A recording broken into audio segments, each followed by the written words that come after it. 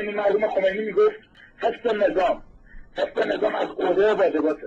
حالا به خاطر حفظ نظام آدم بکشه، قتل بکنن، دیگه فساد بکنن، 3000 میلیارد اختلاف بکنن، فقط نظام حفظ بشه، دیگه مهم نیست. حالا هر چی میخواد بشه. بله. الو. بله جان بفرمایید. آقا سال 88 که شروع شد به قول آقای خامنه‌ای سپه 88 آقای مصباح یزدی تمساح یزدی بعدش گفت تجاوز بعد کردیدک تجاوز با کسی که برزد نظام بایسته مجازه. ببین چقدر انسان ابلیسه، چقدر آدم شیطانه، چقدر اینا ما که این جماعت دجالیه رو خطابت کردی بودن خدا شده. آقای الله جریه درسته. حالا چیزی می‌خواستم بشم آقای الله جریه جان شما اینا میگین لعنت به ابوبکر و عمر و عثمان، لعنت به این ستا، لعنت به ابوبکر، لعنت به عمر، لعنت به عثمان، بر منکرش لعنت. پس لعنت به خامنه‌ای چی شد؟ پس لعنت به خمینی چی شد؟ من نمیدونم چه شما اینا نمیگید بزرگوار. لعنت به خامنه‌ای، لعنت به عمر، لعنت به ابوبکر، لعنت به عثمان، لعنت به خامنه‌ای. اچلاق ملت ایران نابود کرد. خدا شاید مسلمانان نابود کرد. و والله همه لایق کرد، همه رو بیدین کرد، جبر کرد، زردشتی کرد، مسیحی کرد. ای لعنت به خامنه‌ای و خمینی، ای لعنت به اینا که با نظام دروغین اسلامیشون اطاعت مردم از این بردن. خدا خودشان کنه. خب اینا چرا نمیگی شما بزرگوار؟ اینا رو الان شما کمر جماعت بکری و ملل نابود کردی. بدن با امام به ضربه هیلری هم بدن چرا اینا نابود کن، این بچه‌ها هم نابود بشن که برن به گورستان چاله رو ببندن. خدا شاید برنامه شما رو که می‌بینم زنده میشم. خدا شاید زنده باشه. هر کمکی هر چیزی که شما خواستید بنده جان در راه شما که شما میدم. خدا شاید راه خود شما هم جان میدم. خدا سلامتی بده. راه حسینه، راه مهدی سازمان. خدا شاید بله این شبکه حمایت حالت مهدی کاشته شد. خدا شاید سلامت خدا شاید باشه. عمر الله که عثمان مردن رفتن. این خامنه‌ای که الان زنده داره ظلم میکنه. این خامنه‌ای که الان داره مردم ایران رو بدبختی میکشن. آخه اینا رو بگو قربونت برم. این ظلم این کتابتو بگو. باشه حالا جواب تلویزیون باشه. خیلی ممنون، خیلی متشکر برادر بزرگوار. یا حیدر سلامت باشین، زنده باشین. خیلی متشکرم برادر عزیز. اول این که در ایران اگر مثل من 10 تا بودن اونام صحبت میکردن. در ایران علمای خوب خیلی زیاده برادر من، اما خودتان شما میدانید که اونها جرأت ندارن صحبت بکنن به خاطر اینکه اگر حرف بزنن صحبت بکنن این جماعت اونها رو نابود میکنن و اونها را زیر پای خود له میکنن. شما میدانید دیگر اینا بیرحمند.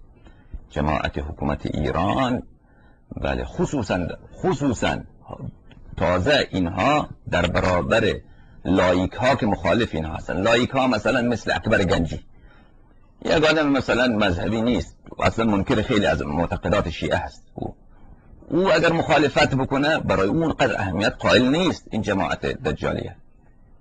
اونها را با اونها مثلا یک وقتی اونا با اونا مدارا بکنه، تحمل بکنه. خیلی از وقتا مثلا این یکی هست در ایران مقاله می‌نویسه، فیلم ساخته، نوریزاد رفته پای یک بهایی رو بوسته. آدم خب این چه آدمایی که از دین خبری نه، مردم هم که میدونن که این بله آدم دیانتی چیزی نداره. او اگر مخالفت کنه با خامنه‌ای، خب خامنه‌ای زیاد پروایی را نداره، اما علماء دین اینها خیلی حساسند. اینها بله از بیدین ها بله 1000 مرتبه مخالفت بکنن او را تحمل میکنن، 1000مش را از علماء دین تحمل نمیکنن، نابودشان میکنن. شما میدونید که آقای منتظری استاد خامنه‌ای است دیگه، خودت خبر دارید، شخصیت دوم در انقلاب بود.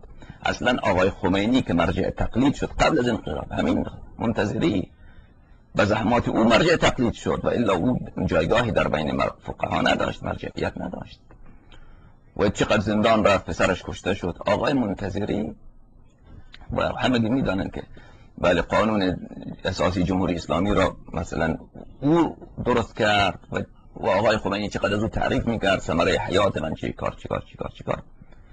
او فقط در یک سخنرانی خود در سخنرانی کرد در قم، در اونم در بین نه علنی، در بین همون جلسه درسش برای طلبه های خودش. شما یادتون هست که با او چی کار کردن؟ با او چیکار؟ خدا شاید من خودم یادم هست که اینا ریختن اونجا در خانه اش و اون حسینی اش بله شکستند، قرآن ها را شکستند و یک جو وحشت آمیزی اونجا ایجاد کرده بودن. خدا شاهد، به این بلندگوهای بزرگ اونجا نصب کرده بودن، تمام خیابان هر طرف، که ما از اینجا بله از خانه ایشان چی پیدا کردیم؟ اسناد جاسوسی فرانسه، اسناد جاسوسی آلمان، اسناد جاسوسی، در حالی که همین که آقای منتظری خب استاد آقای خامنه‌ای بود. اگر او جاسوس فرانسه و آلمان و انگلیس و آمریکا هست کارش از بیخ خرابه دیگه. اون زمانی که آقای خامنه‌ای بله احدی برای او چیز قائل نبود، مردم ایران شعار میدادن که الله اکبر خمینی رهبر، منتظری سرور. اون به یاد شما که هست اون زمان که اصلا بعد از نام آقای خمینی الله اکبر خمینی رهبر ذکر آقای منتظری بود، منتظری سرور. اون منتظری سرور را که اسنادش آوردیم و به زودی ما ایشان را محاکمه میکنیم. و این پیرمرد را چند مرتبه در همین قد حیا نکرد خامنه‌ای که پیرمرد و استادشه که سنش از 70 سال بالاتره، چند بار بیچاره را کتکم زدن. حالا من طرفدار آقای منتظری نیستم. آقای منتظری عموما شاگردانش ملحد شدن. اصلا این اکبر گنجی شاگرد منتظری هست. خدمت شما عرض بکنم این کسانی که از مذهبی های ایران ملحد شده اند، اغلب اینها شاگرد آقای منتظریه. اغلب اینها شاگرد آقای منتظری، من نمیدونم که شاگرد خود چی یاد داده. اغلب اینها بله اینطوری شدن، منکر مسلمات مذهب شدن به خاطر دشمنی با اون نظام، با نظام خامنه‌ای.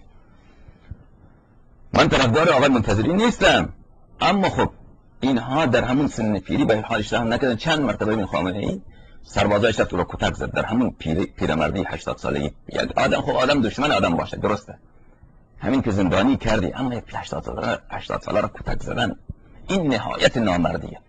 آدم حتی به دشمن خود نباید ناجوان مرد. چه به این برسه که استادته، چه به این برسه که تو پیش درس کنی تو نامرد. من علمنی حرفا قد بله فقد ملکنی. کسی که استاد آدم باشه او آدم خادم او هست. خلاصه بینندگان عزیز، خب شما او که استاد با اون اینطوری برخورد کرد، کسی دیگر مگر جرأت میدانه که به اینها اظهار نظر بکنه؟ مگر این فقط این بگه که ما در مسائل سیاسی دخالت نمی‌کنیم. خب عاقل میفهمه که اونا در مسائل سیاسی اگر میگه ما دخالت نمی‌کنیم، چرا که پدرش را در میارن که اگر حرفی بزنه پدرشان در میاره. تمام بیوت مراجع در اونجا جاسوس های دولت هست و نه یک جاسوس، چندین جاسوس و شنود میکنن، تمام حرکات اونها رو زیر نظر دارن. برادر عزیز من، شما دیگه باید خودتان درک بکنید که این جماعت اینها و برای فسق اینها همین کافیه، برای فسق این نظام همین کافیه که اخیار و صالحین از ترس اونها نمیتونن انتقاد بکنن، از شر اونها که میدانن که اینها به انواع مختلف و مکائد مختلف اونها رو سرکوب خواهند کرد و با بیرحمی کامل. خب همین دیگر اگر ما هیچ دلیلی نداشتیم بر فسق اینها، همین مقدارش کافی بود که اخیار و صالحین از اینها میترسن و از خوف اینها نمیتونن حرف بزنن. و این وظیفه شرعی مجتهدین ایران همینه، بیچاره ها که خودشان را حفظ بکنن از کشته شدن، همونطوری که قیام میکردن ائمه اطهار علیهم السلام در زمان منصور، در زمان متوکل و غیرهم. اما این که شما گفتید که من آقای خمینی را لعنت بکنم، برادر بزرگوار من، آقای خمینی از دنیا رفته. آقای خمینی از دنیا رفته. آقای خمینی بله صفات خوبی هم داشتن و ایشان صفات کارهای بدی هم، لغزش‌های زیادی هم داشتن و ایشان مثل بقیه مردم بله که معصوم نیستند و خوبی هایی دارن بدی هایی دارن، اینطوری بود. و لغزش هایشان خیلی شدیده، خیلی بزرگه. لغزش های آقای خمینی بله خیلی زیاده، خیلی زیاده. و همین انقلاب را کردن، این کارها که انجام شد دیگر، حالا این بدعت ها که وارد دین شد، ولایت فقیه، اینا همیشه مسئولیت آقای خمینی هست.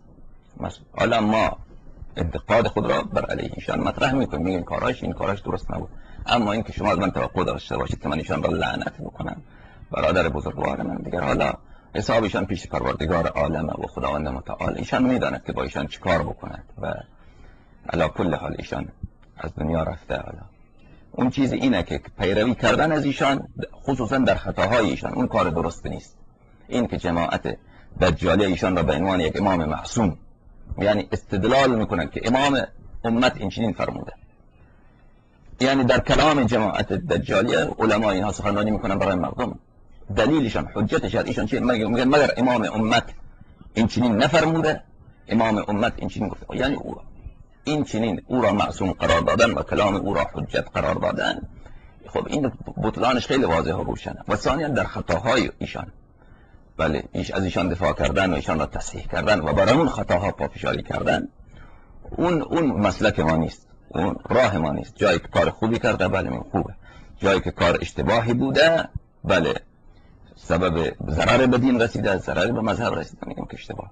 اما آقای خامنه ای که من ایشان را زیاد نقد کردم و به ایشان کدام احترامی ندارم و شما میگید که لعنت بکنید ایشان را. اصلا این جماعت دجالیه که نوشتم دیگه این خودش لعنت دیگه.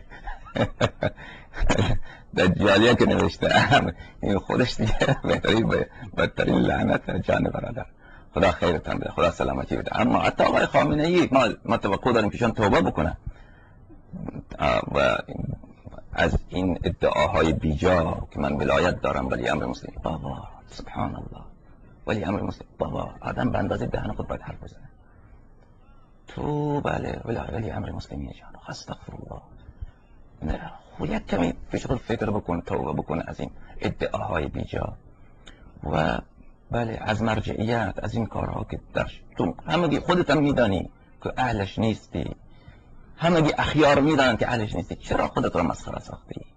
درسته یک عده مردم از ترس و یک عده احمق بی نافهم دیگر هم ولی اونا از گول خوردگی برای تو شعار میدن، اما حقیقت با اینا عوض نمیشه. تو همون هستی که هستی، تو همون هستی که هستی، از دست تو خون بیگناهان میچکن. ما توقع داریم که با نصیحت ما به ایشان همینه که ایشان توبه بکنن از این کارها و اصلا از این امور دست بکشد و برود. این آخر عمرش رسیده و پیر شده دیگر، از گناهان خود توبه بکند، استغفار بکند و اعتراف بکند این ادعاها اینا باطل. دلیل خودش هم که میداند، بیننده این شبکه هم هست. اینها کدام دلیل شرعی نداره آدم به دروغ بیاد به شرع مبین افترا ببندد که من ولی امر هستم، من این مناسب را دارم. این خدایا این بدعته، این بدعت در دینه. تو نداری همچین مقامی، خدا به تو نداده، اهل بیت علیهم السلام نداده، تو اصلا اجتهاد نداری، تو اصلا خلاصی، کار تو خیلی وضع تو خیلی خرابه، تو اصلا خیانت تو در دین، مردم که دست از دین به خاطر تو خارج میشن، اسلام بدنام شده. بله شما اینا کنار بروید، اینا بگذارید که بله یک چند نفر از خوبان بیان، اونایی که با فاسق نیستن، جاسوس غرب، اونا حکومت بکنن، نه به عنوان حکومت اسلامی، نه به عنوان یک حکومت عرفی حکومت بکنن تا این که حضرت امام عصر علیه السلام ظهور بکنن. دیگر بله تشیع را به نابودی بردی، شیعیان عراق نابود شدن، شیعیان لبنان چند مرتبه اسرائیل اونها را نابود کرد، شیعیان افغانستان اگر امریکا مداخله نمیکرد بله قتل عام شده بودن و از بین رفته بودن. امام عصر علیه السلام شیعیان افغانستان را حفظ کرد، شیعیان پاکستان در سرحد نابودی رسیدن و همش به خاطر ثمرهای امین انقلاب و کارهای آقای خامنه‌ای. بینندگان عزیز، من نصیحت من به ایشان همینه. خدا شاهد ما دشمن این جماعت نیستیم، بدخواه این جماعت نیستیم. تمام کسانی که این شبکه را نگاه میکنن، از جماعت دجالیه، از علمایشان، از طلبه هایشان، از معممینشان، از اونهایی که مسئولیت دارن در دولت ایران، ما دشمن شما نیستیم. اما این راهی که شما میرید راه اشتباهیه. این راهی که شما فکر میکنید که هر کسی با شما مخالفت کرد او جاسوس اسرائیل، جاسوس، خدا شاهد اینطوری نیست. خدا شاهد اینطوری نیست. شما این راهی که شما رفتید، این راه اشتباه، راه اهل بیت علیهم السلام نیست. و این راهی که شما میرید نه به مصلحت ایران از لحاظ میهن، قطع نظر از اسلام و شریعت، و نه به نفع مذهب و نه به نفع تشیع هست. این کاری که شما میکنید از هر جهت باطله. شما